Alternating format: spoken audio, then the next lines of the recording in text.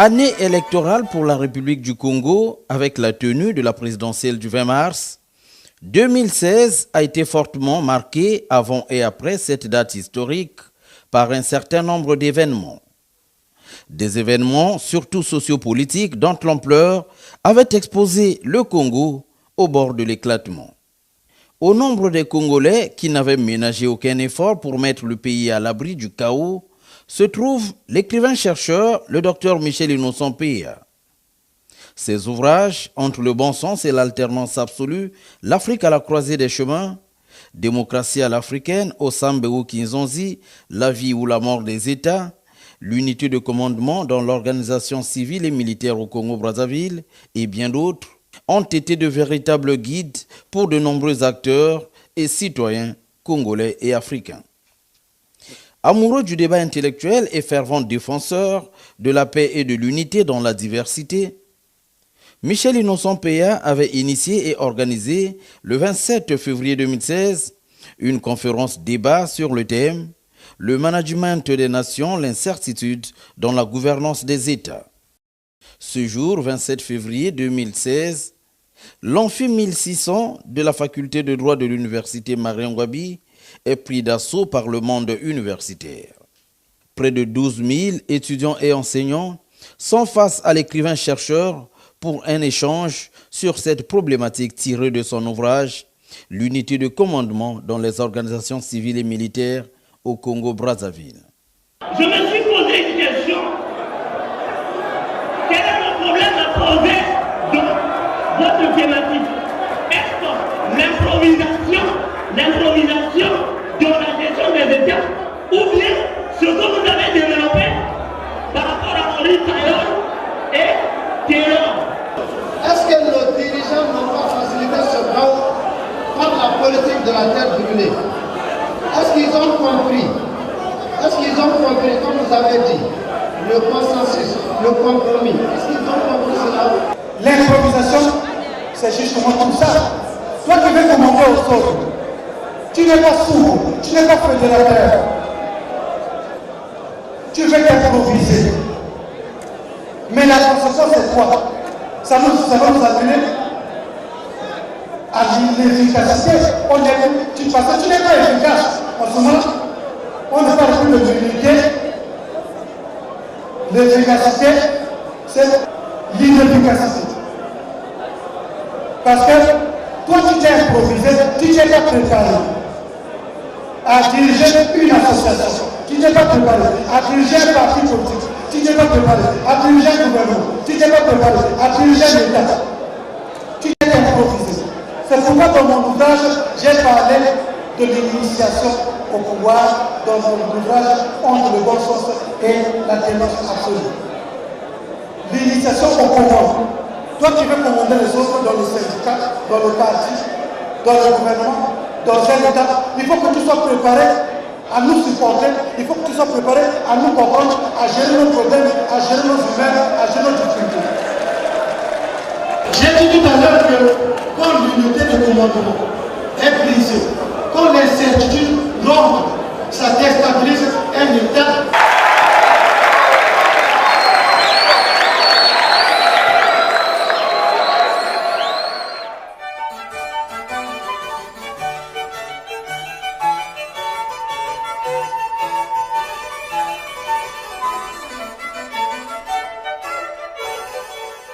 Le mois de mars 2016 est une période consacrée à la campagne et à l'élection présidentielle au Congo. Une période au cours de laquelle la fièvre électorale avait atteint son apogée. En séjour à Paris, en France, Michel Innocent Peya ne dort pas sur ses lauriers. C'est ainsi que le 17 mars 2016, soit 3 jours avant la présidentielle, l'écrivain-chercheur est face à la presse internationale. L'homme qui avait prédit qu'en 2016, beaucoup d'États africains seront à la croisée des chemins, trouve l'opportunité d'appeler le peuple congolais à opérer le bon choix le jour du scrutin. Le peuple souverain qui a tranché au changement de la Constitution, donc le Congo, a eu à en prêter déjà une première voie que j'estime, à mon sens, une voie qui les oriente vers la paix et la stabilité. Parce que la croisée de chemin, c'est quoi?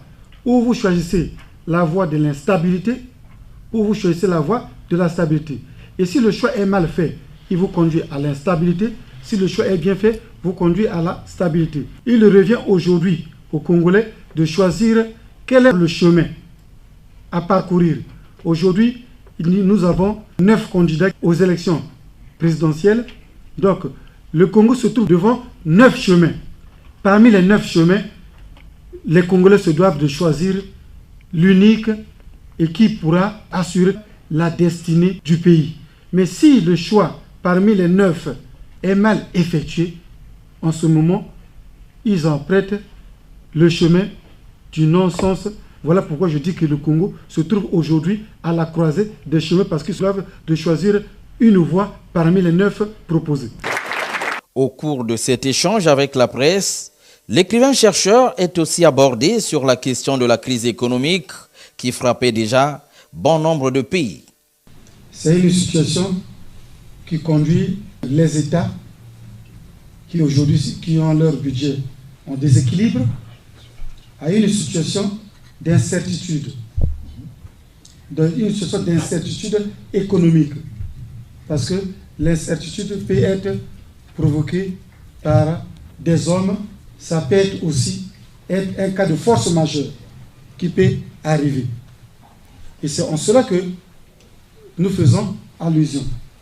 Donc cette incertitude peut conduire le pays à une instabilité politique, à une instabilité économique et sociale.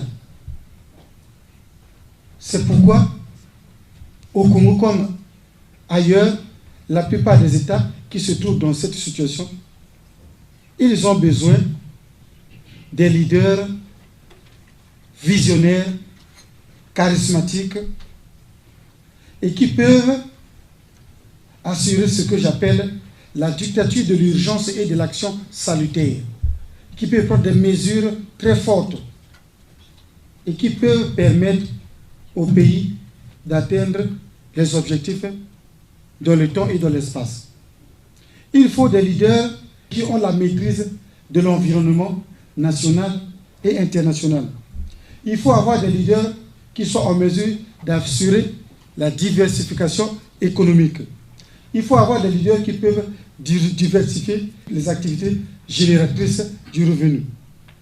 Enfin, il faut avoir des leaders qui peuvent faire que l'État ne dépende pas d'un seul secteur d'activité. Alors, vous voulez dire, Michel Innocent Péa, que ce n'est pas pendant la tempête que l'on va confier le navire à un inexpérimenté ou pratiquement à un matelot. Il faut un homme d'expérience à la barre. Il revient justement aux différents peuples, au Congo comme ailleurs, d'apprécier en cette situation d'instabilité, de déséquilibre budgétaire, quelle est la personne qui peut relever le défi. Il revient aux différents peuples de choisir, puisque nous ne mettons qu'à la disposition de ces peuples la matière. Pour Michel Innocent Péa, il n'est pas question, dans pareille conjoncture économique, de confier le navire à un homme sans véritable expérience politique. Vous êtes docteur honoris causa en paix et prévention des conflits. Comment comptez-vous vous y prendre pour amener les Congolais à consacrer la paix? En cette période électorale, au Congo, et bien aussi dans toute l'Afrique, ce qui est de prime abord, en tant que docteur honoris causa en paix et prévention du conflit, moi je pense qu'il revient aux Congolais de privilégier l'intérêt collectif, de privilégier l'intérêt public, de placer le Congo devant les intérêts privés.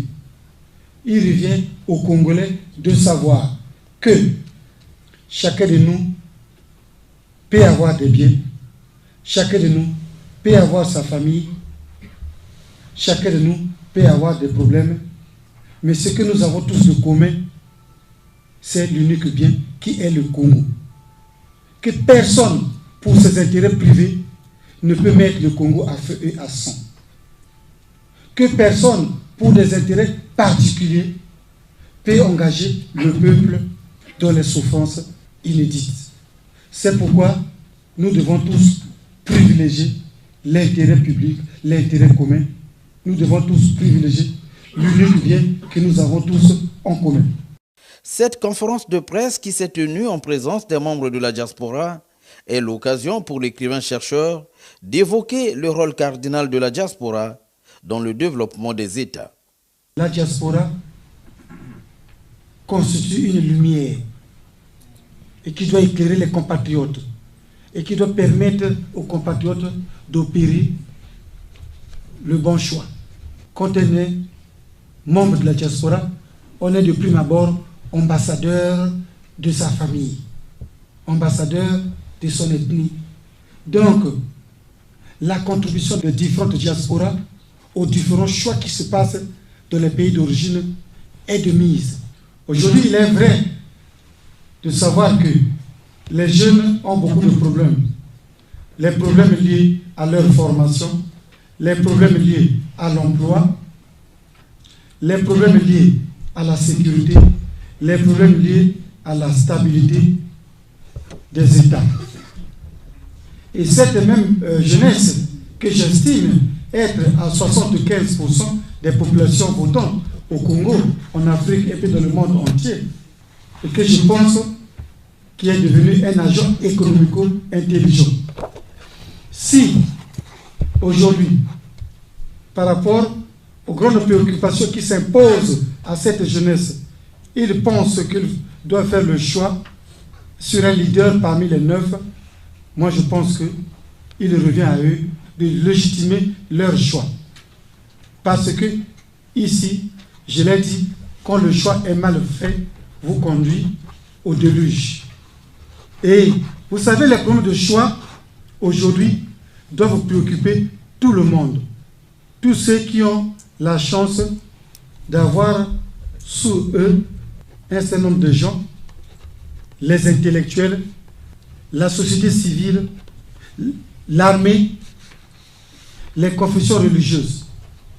Parce qu'il revient à toutes les couches que j'ai énumérées d'expliquer, de ne pas peut-être dire ou obliger à un compatriote, à un citoyen, de voter obligatoirement X et Y.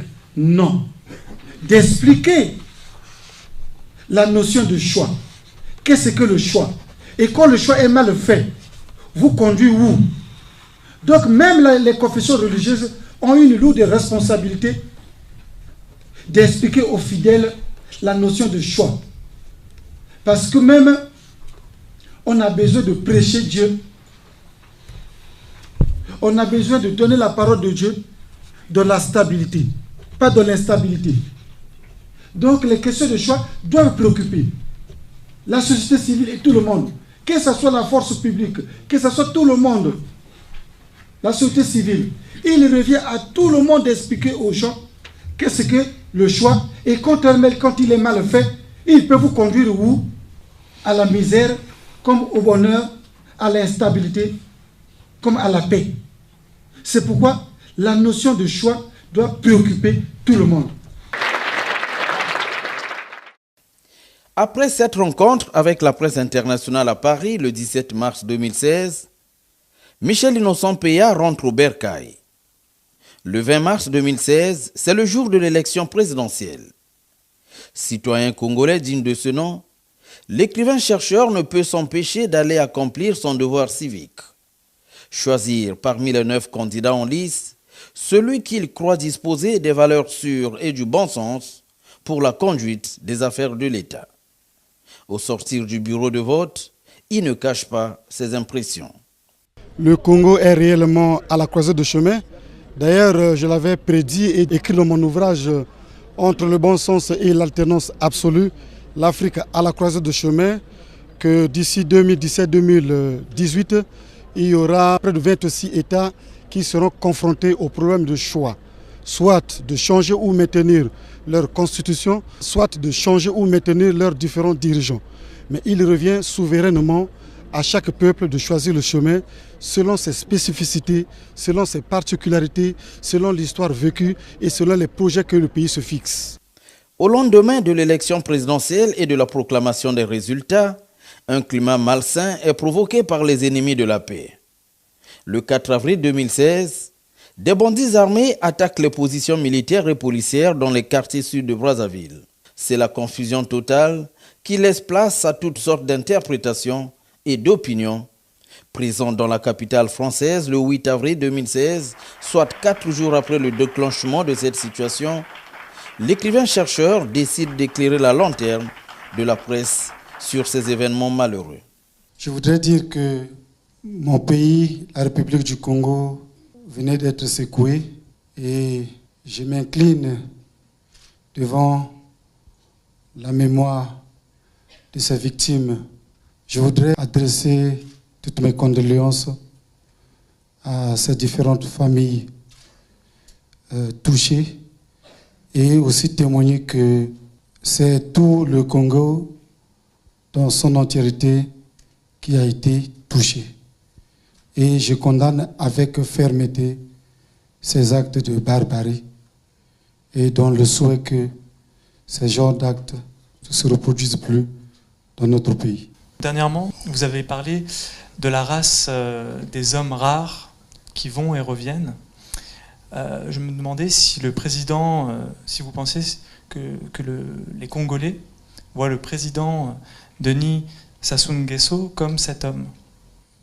À ce sujet, j'avais parlé du président Pascal Lissouba qui disait « Nous sommes les scientifiques, nous croyons au hasard.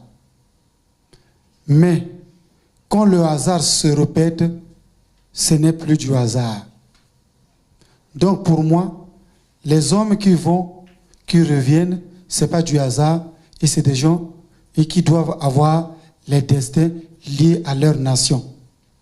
J'ai parlé tout à l'heure de la spiritualité du pouvoir.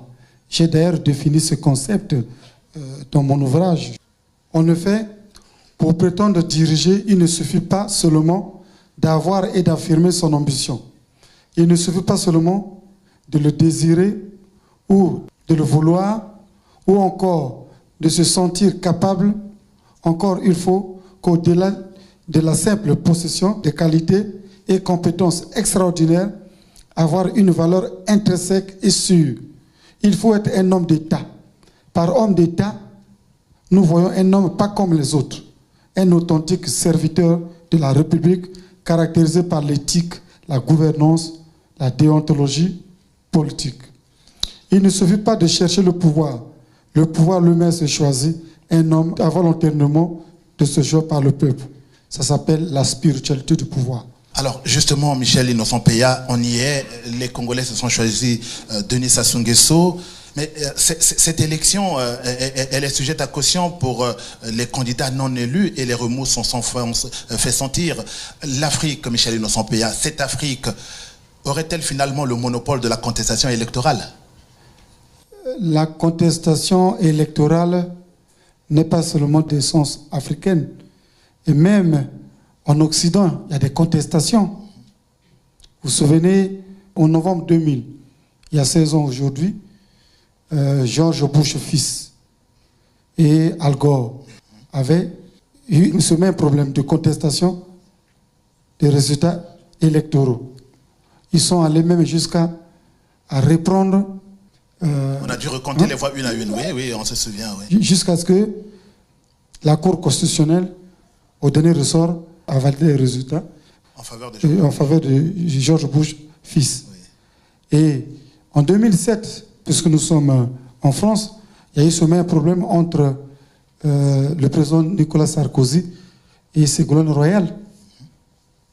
Il y a eu encore ce même problème lors de l'élection à la tête de l'UMP entre François Fillon et François Coupé. Oui. Donc, ce n'est pas seulement en Afrique où il y a contestation. Qu'à cela nous tienne, il y a toujours contestation des résultats électoraux en Afrique comme partout. Mais ce n'est pas le fait d'organiser les élections qu'on doit nécessairement les emporter. Le président Sassou a organisé les élections en 92, il a été battu, il a laissé. Il n'a pas contesté. Il n'a pas contesté, il est parti. Nous avons eu le même cas au Sénégal avec le président Abdoulaye Wade et le président Macky Sall. On a eu le même cas en Zambie, en Tanzanie, au Nigeria, au Niger. Le cas le plus récent, c'est au Bénin, où le Premier ministre Zinsou, et qui était comme le dauphin du président Yaya Boni, a organisé les élections. Il les a perdues, il est parti. Donc ce n'est pas le fait qu'on organise une élection qu'on doit obligatoirement l'emporter. Au regard des contestations qui en ont découlé en s'appuyant sur le substrat même des valeurs africaines que vous défendez, comment devrait se décliner l'avenir politique du Congo?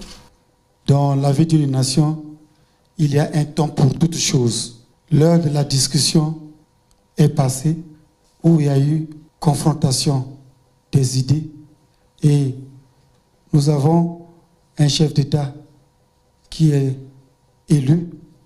Comme je l'ai dit, il y a un temps pour le débat, mais aussi un temps pour l'unité et la reconstruction. La nouvelle République nous offrira la paix, la sécurité, la stabilité et la cohésion nationale. Mais le chef d'État, qui est nouvellement élu, en tant qu'homme providentiel, charismatique, visionnaire, rassembleur, il saura rassembler toutes les filles et tous les fils autour de son projet de société, la marche vers le développement, pour que le pays atteigne les objectifs économiques, politiques et socioculturels dans le temps et de l'espace. J'ai une question, docteur. Dans les troubles qui ont suivi la présidentielle du 20 mars dernier au Congo, votre pays, la jeunesse congolaise a une fois de plus été manipulée. Que pensez-vous de certains responsables politiques qui instrumentalisent les jeunes alors qu'eux-mêmes vont, semble-t-il, se planquer dans des ambassades?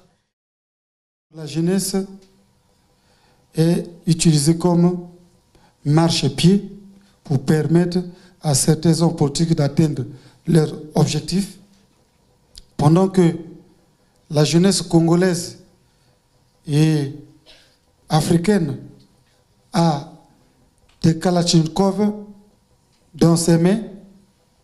Les mêmes hommes politiques ont leurs enfants à l'étranger de manière générale, dans des McDonald's, dans des KFC, dans des Quick et dans des pizzerias, pendant que les jeunes sont instrumentalisés avec des Kalachnikov aux mains. Et c'est ce qui se passe un peu partout dans le continent. C'est pourquoi nous condamnons ces genres d'actes. Je voudrais saisir cette occasion pour dire que la jeunesse congolaise était le sel et la lumière. Par la symbolique sel, elle donne la saveur et du sens à l'existence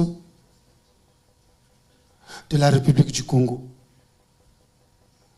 Par la symbolique lumière, elle éclaire et permettra que la République du Congo brille. C'est pourquoi nous condamnons ces genres d'actes où de plus en plus la jeunesse est à la merci des hommes politiques. C'est d'ailleurs le combat que nous menons depuis près de 3 ans. J'ai eu l'occasion de le dire lors de la conférence de débat que j'ai animée à la Sorbonne, à Amiens, à l'université Marion-Gouabi de Brazzaville. Je l'ai dit un peu partout où je suis passé. J'ai condamné ces genres d'actes. J'ai parlé de la génération des années 70, des années 80 et des années 90. J'ai d'ailleurs expliqué, quand vous voyez le terrorisme à travers le monde, c'est les mêmes générations. Quand vous voyez les différentes guerres civiles dans le monde, c'est les mêmes générations. C'est pourquoi je condamne avec fermeté ces genres d'actes. Vous sillonnez le monde pour vos conférences et vous êtes régulièrement au contact de cette diaspora au point de lui donner une valeur ajoutée pour le Congo. Qu'en dites-vous? On ne peut pas parler d'un développement économique sans la diaspora. Je disais que la diaspora constitue une lumière. Elle éclaire les compatriotes au pays pour leur permettre de faire le bon choix. La diaspora contribue énormément au développement des différents pays d'origine. D'ailleurs, la Chine aujourd'hui est devenue ce qu'elle est à cause de la grande contribution de la diaspora de par l'importation du savoir et du savoir-faire. C'est pourquoi la diaspora occupe une place de choix, parce que par elle, on importe le savoir et le savoir-faire. D'où elle contribue énormément au développement des différents pays d'origine. J'invite mes compatriotes, ceux pour la plupart qui ont eu l'occasion d'échanger avec moi, je les invite, pour ceux qui sont disponibles, à rentrer au pays pour qu'ensemble, nous multiplions nos efforts pour le développement de notre pays.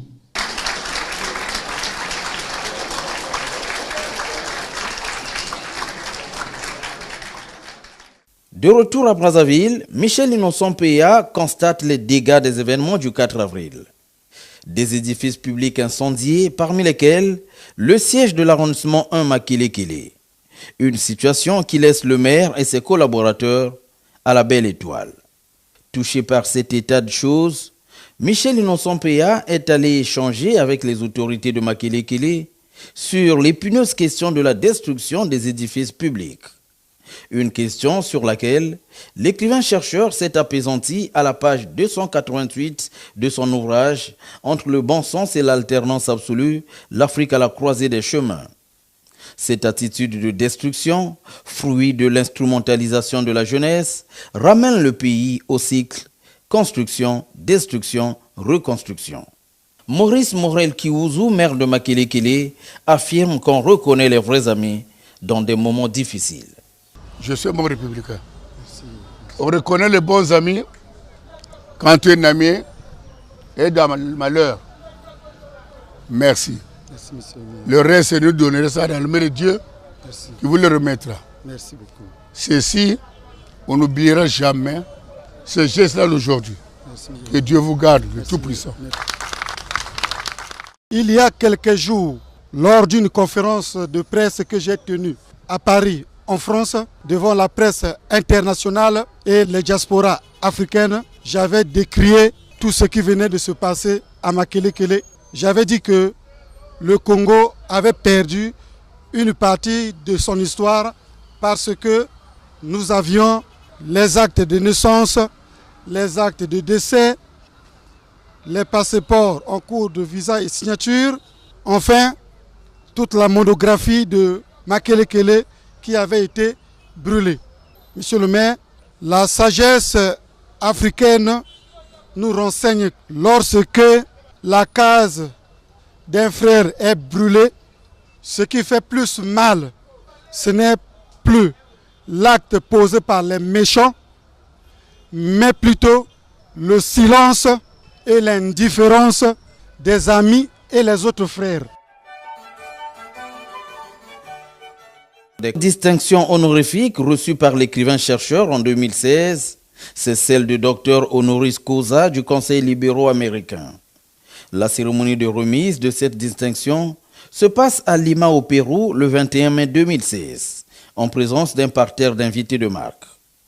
Une distinction que Michel Innocent Peya dédiait aux dirigeants politiques du Pérou, de l'Afrique et du Congo. Je dédie cette distinction à nos deux peuples et à nos deux chefs d'État. Comme un enfant ne peut jamais commencer les études et les terminer sans le soutien de ses parents, je ne peux pas terminer ce mot sans remercier le président de la République du Congo, son Excellence Denis Sassou Nguesso, qui par son sens élevé des responsabilités, son attachement à la promotion de l'intérêt général, a permis à tout Congolais, du nord comme du sud, de l'est comme de l'ouest, il a donné à chacun l'opportunité d'apprendre, d'exploiter ses potentialités et de se situer au centre des préoccupations de l'humanité. C'est grâce à lui que j'ai l'honneur de recevoir cette distinction et c'est encore grâce à lui que je vais ramener cette distinction dans mon pays, la République du Congo, où les filles et les fils vivent en paix dans leur diversité. Il sied de signaler que Michel Innocent Peya est la deuxième personnalité africaine à recevoir cette distinction du Conseil libéro-américain. Rappelons qu'avant d'arriver à Lima au Pérou, l'écrivain-chercheur participa en Indonésie aux festivités du 60e anniversaire de la conférence de Bandung. Une conférence qui a eu le mérite historique d'avoir décidé en 1956 de l'indépendance politique et juridique des États africains. Autre fait ayant marqué l'année 2016 pour l'écrivain-chercheur, c'est sa double élévation en qualité d'ambassadeur mondial de l'éducation et de la paix et de la Chambre internationale des conférenciers. L'événement se passe au Mexique le 9 juillet 2016. Absent de la cérémonie, son prix a été remis au docteur Natalio Andrade, professeur de linguistique. Celle-ci s'est dit honorée et très heureuse de recevoir toutes ces distinctions au nom du docteur Michel Innocent Peya. J'ai eu l'honneur de recevoir la reconnaissance pour le docteur Peya, à la place du docteur Peya. Malheureusement, il n'a pas pu être ici parce qu'il a beaucoup de travaux à faire.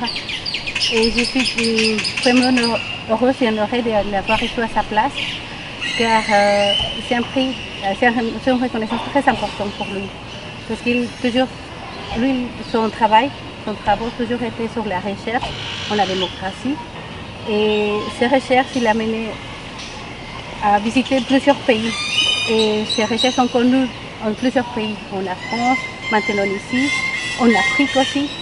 Et c'est très important, et surtout pour le contexte actuel du Mexique.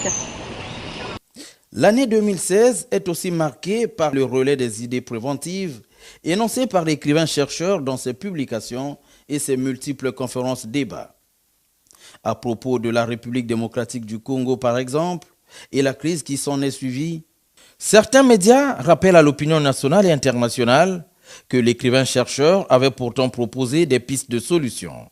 La démocratie de partage et de non-exclusion, basée sur, entre autres valeurs, la participation de toutes les couches à la gestion de la chose publique comme moyen d'apaiser les crises et les tensions. Le journal RDC News écrit, je cite, « Toutefois, pendant cette période de tension et de crise qui menaçait d'exploser la RDC, au nombre des pays et institutions, voire des personnalités aussi bien nationales qu'étrangères, qui ont été au chevet de la RDC pour prévenir le pays de tout embrasement, figure Michel Innocent Peya, écrivain africain, qui, par ses publications, a fourni tout au long de la crise à la classe politique de la RDC et de l'Afrique une gamme importante de conseils, de suggestions et de remarques pour préserver la paix et la stabilité. Ces publications ont été renforcées non seulement par ses multiples métaphores, mais aussi et surtout par son intense campagne d'éducation civique, des sketchs, spots et épisodes sur la protection des biens publics, privés et de la jeunesse contre toute manipulation. Il aura joué la carte de l'apaisement dans un style neutre, scientifique et engagé qui accompagnait jour après jour le processus de négociation. Fin de citation. Nous sommes venus te voir parce que nous n'avons pas trouvé le consensus. Ok. Vous avez très bien fait. Au lieu de continuer de discuter en route et citer les gens à la violence, vous avez bien fait de venir voir le sage. Et ce dernier vous recommande d'aller lire le nouveau livre du docteur-chercheur Michel Innocent Peya, La démocratie à l'africaine, au Sambe ou Kinzonzi. Donc, dans son chapitre 4, section 3, le dialogue ou vraiment une nécessité de dialoguer. Car les valeurs culturelles de l'Afrique se trouvent dans le dialogue, le compromis et la concertation, voire même l'initiation. Ce sont là nos valeurs culturelles. N'allez nulle part. Lisez ce livre que je vous recommande, La démocratie à l'africaine, Osambe ou Kinzonzi. Sur la crise gambienne, le président sénégalais Macky Sall évoque la publication de Michel Innocent Peya qui se félicitait du modèle Mandela. Un modèle caractérisé par le pardon, la tolérance et le vivre ensemble. La protection des anciens chefs d'État demeure pour Michel Innocent Peya un facteur d'apaisement des conflits, des tensions et des crises. Confère chapitre 8, page 284 de l'ouvrage Démocratie à l'africaine au Sambeu Kinzonzi, la vie ou la mort des États. Toujours au sujet de la Gambie, la presse constate également que la diplomatie traditionnelle est très agissante dans la résolution de cette crise. Une option que l'écrivain-chercheur Michel Innocent Peya avait déjà proposée à la classe politique africaine au chapitre 5 de son ouvrage Démocratie à l'africaine au Sambeu Kinzonzi, la vie ou la mort des États. Cette diplomatie traditionnelle, écrit Michel Innocent Peya, est à même de mettre les peuples africains autour d'une même table afin de trouver une issue pacifique à une quelconque crise. Au Gabon, la presse s'est référée à l'ouvrage Entre le bon sens et l'alternance absolue et le combat mené par l'écrivain-chercheur dans la recherche de la paix et la résolution des conflits en Afrique par le dialogue. En 2016, tout compte fait, Michel Innocent Peya aura joué sa partition dans la promotion de la démocratie à l'africaine et la protection de la paix. Une paix qui reste à consolider pour le bien-être des peuples.